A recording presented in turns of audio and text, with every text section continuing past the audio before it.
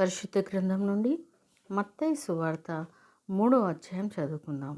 పరిశుద్ధుడా, మా రక్షణకర్త, నీకు స్తుతులు స్తోత్రాలు వందనాలు చెల్లిస్తున్నాం ప్రభా.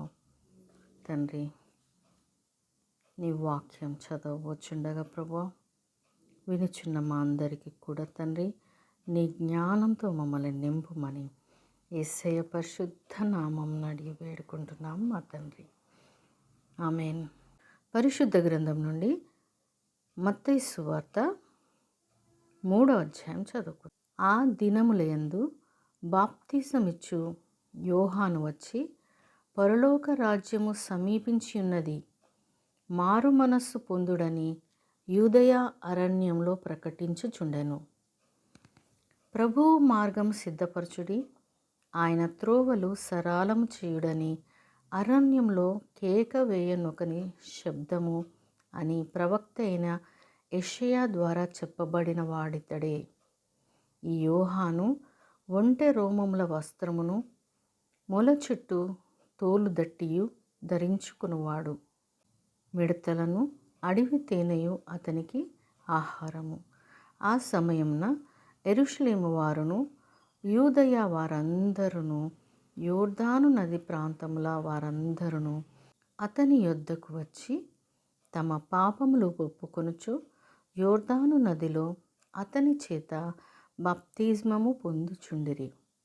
అతడు పరిసయ్యులలోను సద్దూకయ్యులలోను అనేకులు బాప్తిస్మము పొందవచ్చుట చూచి, సర్ప సంతానమా, రాబో ఉగ్రతను తప్పించుకొనుటకు మీకు బుద్ధి చెప్పిన వాడెవడు?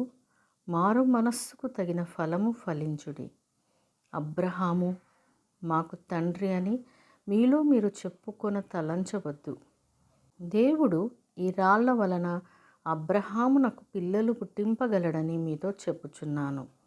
ఇప్పుడే గొడ్డలి చెట్ల వేరున ఉంచబడి ఉన్నది గనక మంచి ఫలము ఫలింపని ప్రతి చెట్టును నరకబడి అగ్నిలో వేయబడును.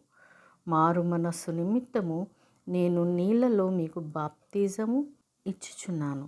అయితే నా వెనుక వచ్చుచున్నవాడు నాకంటే శక్తిమంతుడు.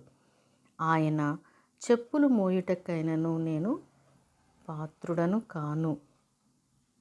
ఆయన పరిశుద్ధాత్మలోను అగ్నితోనూ మీకు బాప్తిజమం ఇచ్చును. ఆయన చేట ఆయన చేతిలో ఉన్నది.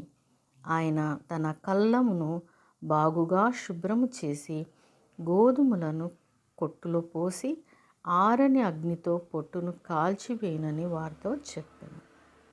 ఆ సమయమున యోహాను చేత బాప్తిస్మము పొందుటకు యేసు గలిలయ నుండి యోర్దాను దగ్గరనున్న అతని యొద్దకు వచ్చెను.